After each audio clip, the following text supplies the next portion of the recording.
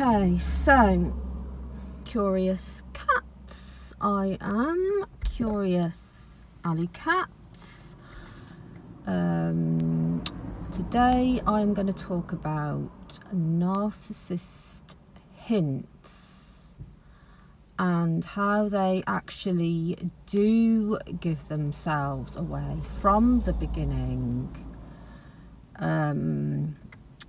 And dropping hints on themselves through control that people who are aware of narcissistic abuse and how actual narcissists operate is interesting. So people who are aware of their behaviours and the way they do things, whether it's verbally, body language, non-verbal,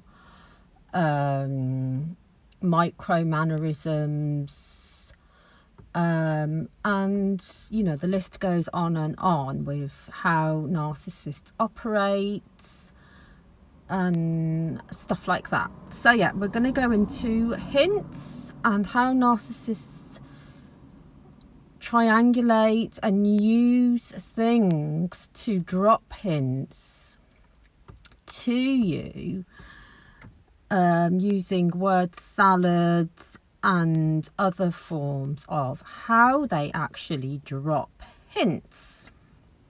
Now, narcissists actually drop hints via the music they listen to, the movies they watch, the books they read, the things that they talk about, that they are interested in, the things that they like, the things that they don't like, etc., etc. They actually use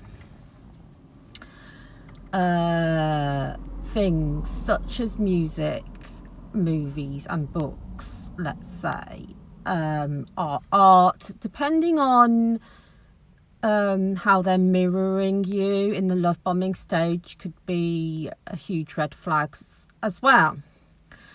So as you may be aware or not aware, depending on your whole situation revolving being involved with a narcissist, they drop hints from the very, very beginning. So at first they'll be mirroring you in love bombing stage and extracting information from you, but not to get to know you in the way that you would be wanting to get to know them, because you genuinely like them, you care about them, and you want to know about what their interests are.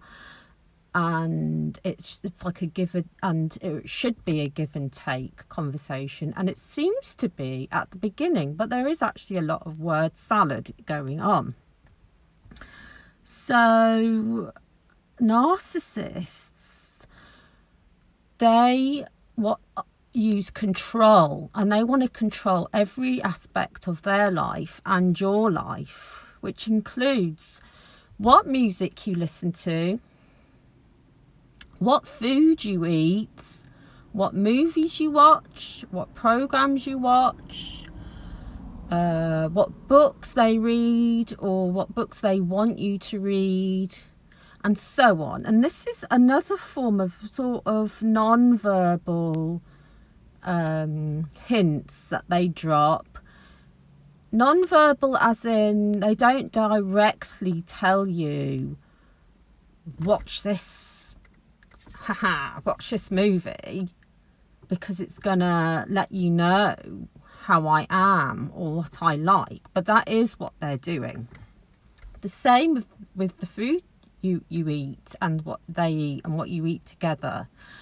So for example, you could be kicking back the narcissist in their place, in their flat, in their house, wherever it may be, where you're relaxing, or they could be at your place because you're already been dating for X amount of time, you know, a month, 2 months, 3 months, whatever it is.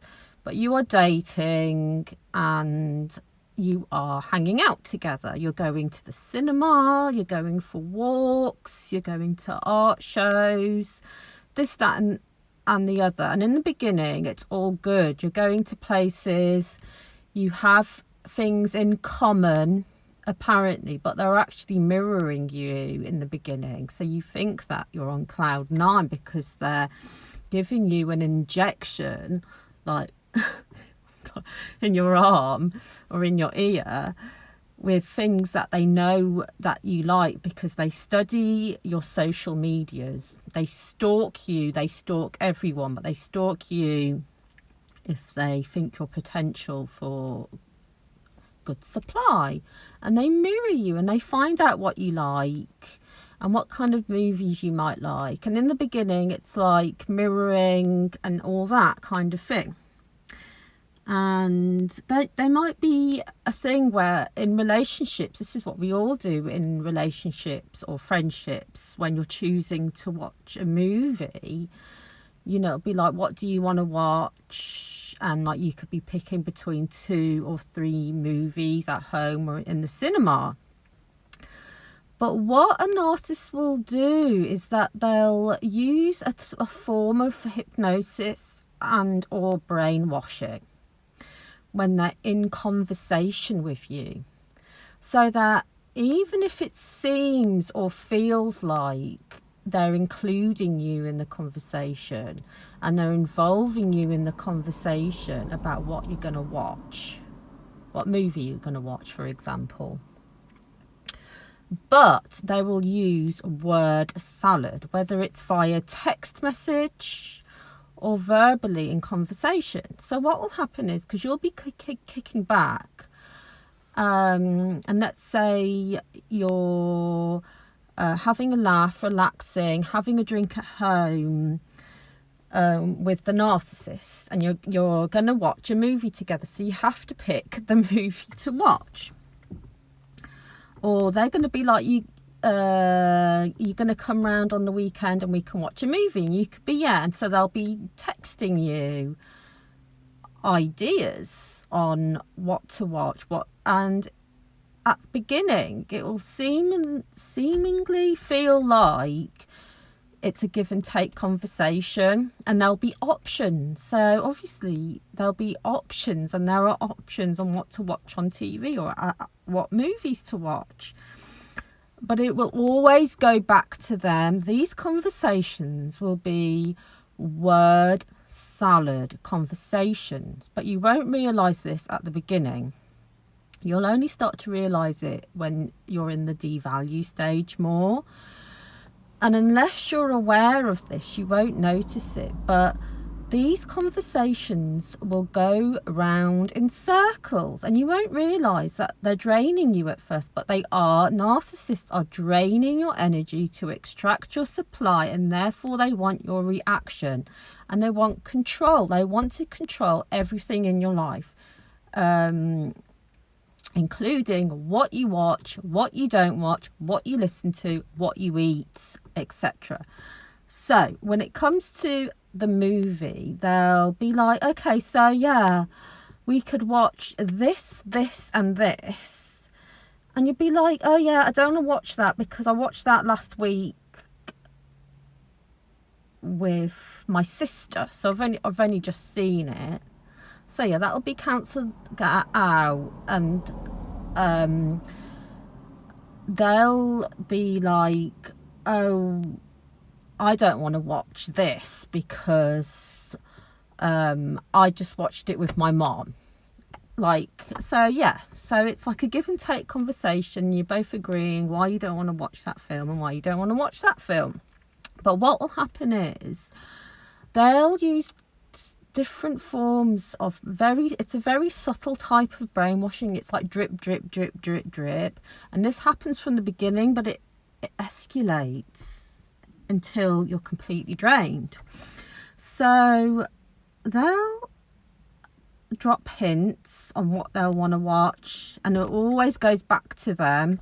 So what will happen is they might send you photographs or screen grabs or screenshots, whatever it's called, to your phone when you're having text conversations about this in the week, when you're going to go around their house to watch a movie, or they're going to come round yours, whatever. And they'll send, like on Instagram, if you're on social media, and they're stalking you and they're watching what you like and stalking you. So they're observing how you react to other things on social media as well.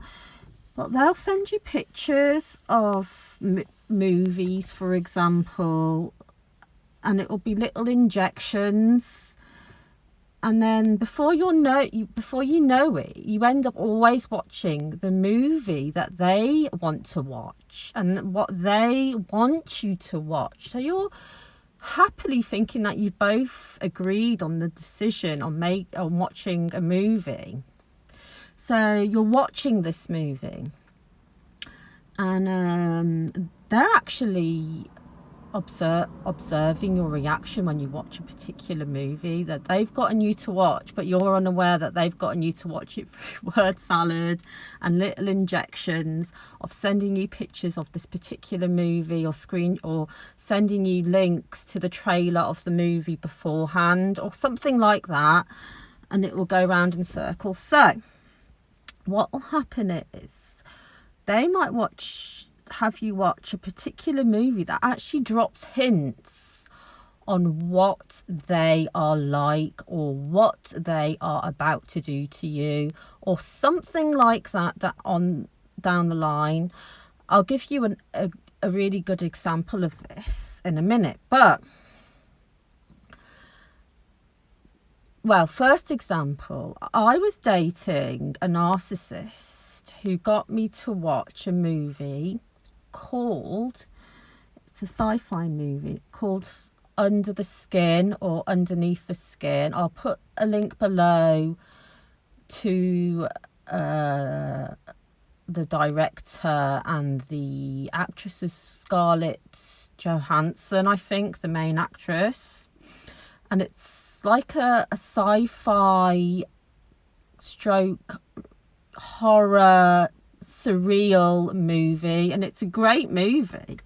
But the reason why this particular person got me to watch it, and this was towards the end of our relationship, or wasn't really a relationship, we dated for about 3 months only, but this particular person wanted me to watch this particular movie, and he was an artist, and he was like, I want to draw you. So I was watching this movie from beginning to end, sat on his sofa, and he sat in front of me by the window with his sketchbook, and he was drawing me, and he was observing my reactions and responses to the music in the movie, because the music was really cool, but it was very creepy. And this movie called Underneath the Skin, Scarlett Johansson's character drives around in her van, and she's talking to men, strangers, and the way they filmed the movie, apparently they filmed it like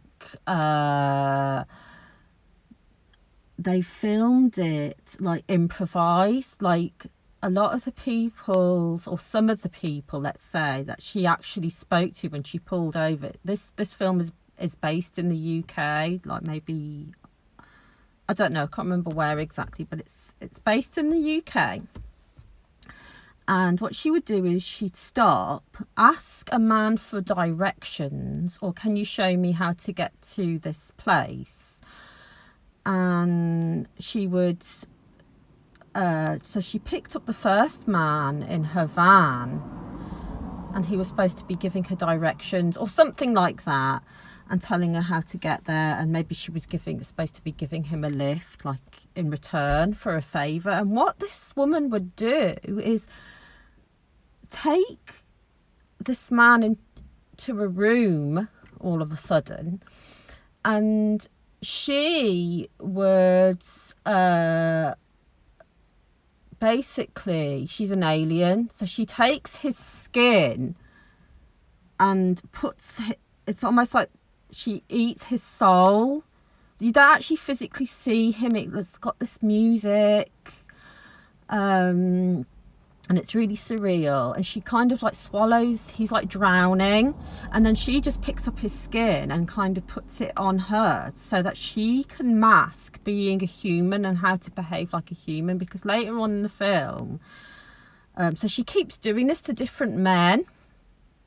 She's like almost like eating their soul so that she can mirror them and use their skin to mask being human. So yeah, that sounds pretty like fucked up. And she's like an alien though, and I don't think she's got any private parts. And then some guy at some point tries to rape her or something like that. I haven't seen this movie in ages. Seen it like when this Narcissist showed me, and then I think I watched it again later on after another time when we broke up and he broke up with me, but that's a whole new story. He did it on text saying that he had depression, but then the next day I saw him on social media with another girl, and then before you knew it, they went to the wedding that I was supposed to go to the wedding with him with, and then I think they were engaged to be married, but she ended up breaking up with him as well. And she used to just have pictures of herself on her social media, but then I think she started putting a couple of quotes regarding like narcissism after that or something like that. But anyway, yeah. And so he was basically telling me who he was through a movie, and then there were other movies that we watched which were kind of in the love bombing stage, where it would be like Dusk Till Dawn. He got us to watch that, and the woman, he was like, oh yeah, she looks a bit like you, Salma Hayek, like with my hair down or something like that. And I was like, okay, yeah, she's got dark hair and like olive skin or something like that. And there's a scene like, and this is like a gangster film, and he wanted to be like the male character with the long hair, because this guy I was dating had long hair, and he thought he was Johnny Depp. So he kind of mirrors Johnny Depp and that kind of vibe, because that's another thing narcs do. So yeah, yeah, no, there's a really cool scene. It's a great film where she's in the club and she's belly dancing with a snake, and it's really sexual. And this guy knew that I was sort of like, I did foot modeling, because I do that on my other YouTube page. If you want to know the link to that, let me know. But yeah, and she pours like alcohol, like beer, down her like leg, down her feet, and into the director. The director is also an actor. I'll leave a link below. Into the man's, the beer goes into his mouth, and it's really erotic. So that was another film. So it's almost like they show you who they are or who they want to be in that moment, because narcissists compartmentalize, can't say that word. So it's like in the love bombing stage, they will show you these characters or these movies, that how they want to be or how they see themselves, and it's all like fantasy. And then other times they'll show you these like psychopathic movies, I feel, or books that they read and they want you to read. Or I went out with a narcissist for about 4 or 5 years when he kept showing me these like really psychological, psychopathic, violent movies, and I was horrified because I kept telling him I didn't like horror films, and I never watched them, but he kept like making me watch all these horror films. And it was almost like Yes, a lot of people are into true crime, and I am, because it's fascinating to a certain extent. But a lot of narcs are into really psychologically disturbing films. And I feel like they're almost trying to hint that they're like these certain characters, or they want to even be like these certain characters in these movies. And the same with food, with deciding what you're going to cook or eat or get for takeaway. Everything comes back to them, and they'll put you into word salad conversations where it's draining. So it's almost like you let them, if you're more of an empath, you just let them, it becomes automatic. Like, you let them make the decision, even though at the time, especially if you're not aware, that it seems like you're included in the conversation, the decision making, but really they want to be in control, so they control what food you end up eating. And if you listen to the lyrics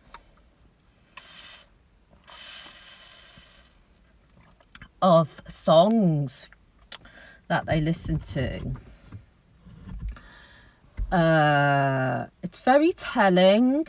And what I want to say is that this whole Brian Laundrie case, both him and Gabby would have read these serial killer books, and that may have well, that they could have been both into that, who knows. And it's fine to be into these horror books, horror films, and whatever it is. But narcs do it to drop hints on what they are going to be like with you, and what they are actually like. These kind of like monstrous characters that they read about or watch movies about. They're telling you, they drop hints. So you could be watching a movie like this from the very beginning of the relationship and not even know, but it is a red flag. And I will say the same with Shannon Watts. Chris Watts dropped hints on her, and he would have done this more, more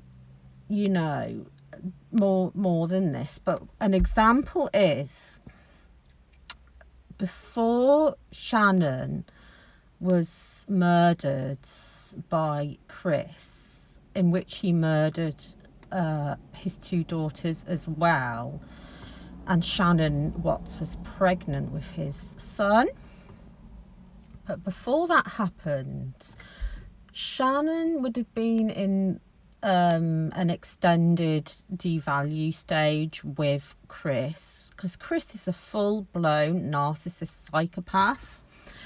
And there was a thing that came out where he texted Shannon a photograph that he took, that apparently the girls, their children, or one of the girls, put, those sort of like dolls, like a doll, a female doll, on the sofa with, it was like a piece of tissue or a piece of fabric.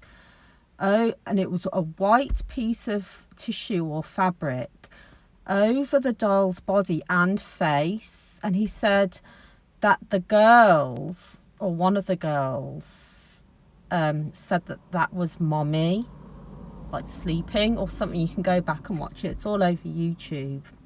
The whole case, the whole story. And I watched that from the beginning, and yeah. And he texted this to her to drop hints what he was going to do to her. And I believe he set that up and just said it to Shannon to make her second guess, to make her think, like, what the hell? And to triangulate her with the children, to say that it was them that did it. But no, he did that. And he did it to make her feel and question herself, and also to almost subconsciously tell her that the kids are against her too. because narcissists are full of jealousy and rage, and they need to be in control, and that's one form of how they do it. So this is a way, they have subtle ways. That would have been a subtle way, even though it was horrific that he sent her that picture of the doll with the white sheet over the doll's face, like as if she was dead. But they drop hints, and obviously you're not going to know that that's a hint that her husband was gonna kill her and wrap her up in a blanket, because that's what he did. He wrapped her up in the bed sheets, and then the way he disposed of the girls' bodies is really psychopathic. And yeah, so there's things to learn from that, and there's things to learn from the Brian Laundrie Gabby Petito case with these books that they were reading. But I could bet bottom dollar, or whatever it is, that it came from him. To have her read these books, whether it started off subtly, like he could have maybe had them on in Instagram or on his Pinterests or whatever it may be in social media. It's a form of brainwashing, and they also use hypnosis. So I'm going to go into that, the brainwashing thing, in other ways, and narcissistic hypnosis is a thing.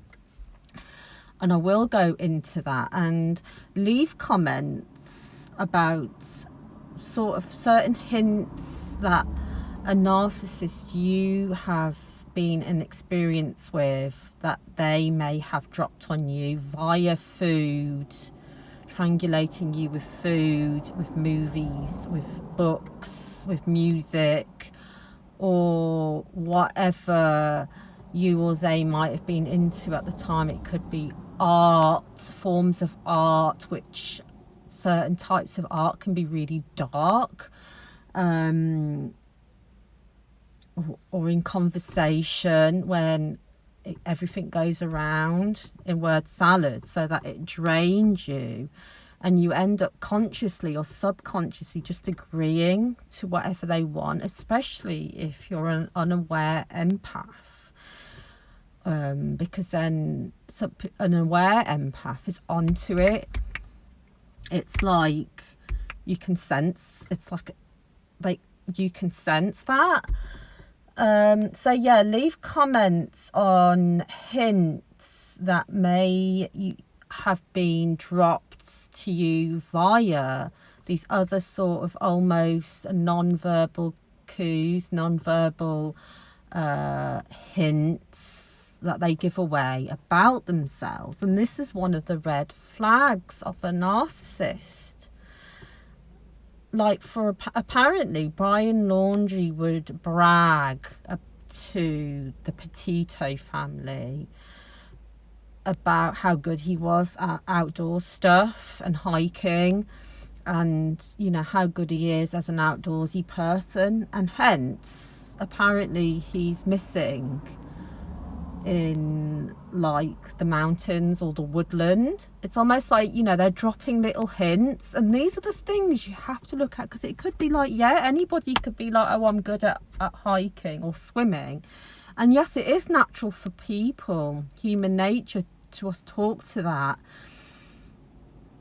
to a certain extent, and yes, it's natural to say those things, but if they say it in a certain way and they have this sort of smug, he has this like smug look on his face, and when you look at his high school, that one high school photograph that they showed of Brian Laundrie, you can see in his face, in his eyes, he's full of hatred for other people, resentment, and hatred and resentment for himself. He's full of rage.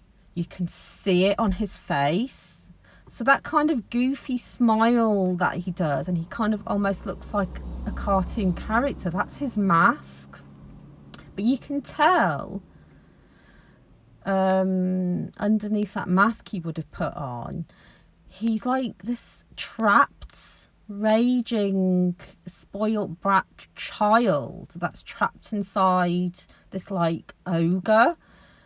Like, he hates his family and he hates himself, but his family, his parents, are enabling him, in which one or both of them are narcissists, and they are from a narcissist cult-like family environment. I speak about this narcissist cult-like family environment and work environment and friendship groups in my other video on here, so check it out, because his parents are enabling him. And it seems to me it's all coming out of the woodwork, where he was the golden child and his sister Cassie, I believe that's what she's called, was the scapegoat, even though she could be enabling him as well to a certain extent, and she's not being truthful, and there's a lot of caginess going on. And his parents at the moment aren't talking, and they're hiding in their house, running around their garden, while everybody is trying to look for Brian. And yeah, so look out for these sort of hints and the type of movies they get you to watch. And in hindsight, you realise that they're showing you about who they are. They give themselves away from the very beginning, because when you first start dating, you know, you're listening to music together, you're watching movies. That's the sort of thing you do when you're dating. Then later on down the line, it's mixed in with it's in with the love bombing at the beginning, and then in the devalue. But all these sort of tricks and the manipulations that narcs do is you know, it's from the beginning. And I'm going to talk about, I feel like talking about the love bombing stage in my next video, and triangulation, and all these things happen from the actual very beginning with narcissists. So we'll go into that. Leave a like, subscribe, and comment what kind of things narcissists have done with you regarding hints or anything else for that matter. And yeah, have a nice day and take it easy.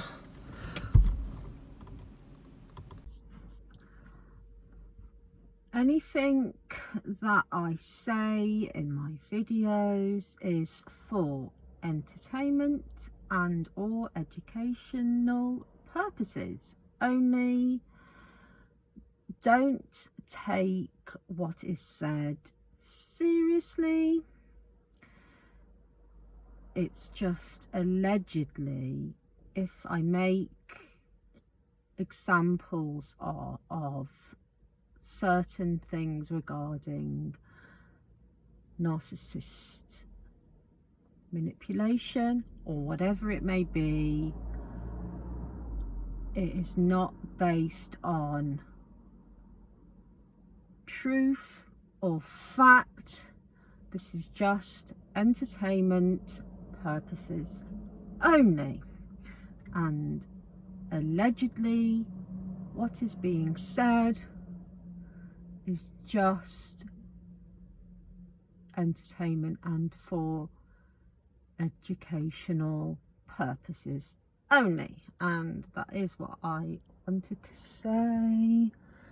It's alright, I'm looking at the creepy crawly on my window screen. So yeah, that's another thing I'm going to talk about, insects, because I find them really fascinating. But yeah, yeah, have a nice day. Bye.